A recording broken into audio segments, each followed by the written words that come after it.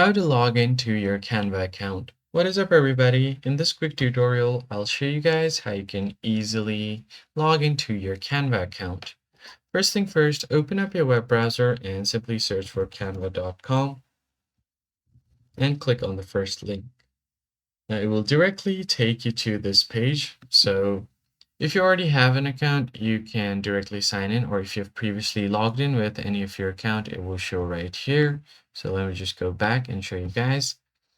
It will show something like this, or if you want to log in with another account, you can click here, and there are quite a few options. So if you go continue with your email, you're going to have to provide your email address first, then click on continue, and then it will ask you for the code that has been sent to your email. Let me just go ahead and open up my Gmail here real quick. And right here, I've gotten the code for Canva. And if you have set up any password, Canva will ask you for the password.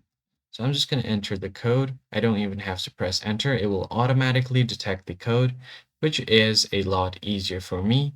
Now I can continue with my projects, or if you want to create a new one, you could do that as well. That's how you basically log into your Canva account. If you found this tutorial helpful, be sure to like the video down below and subscribe. I'll catch you guys on the next one.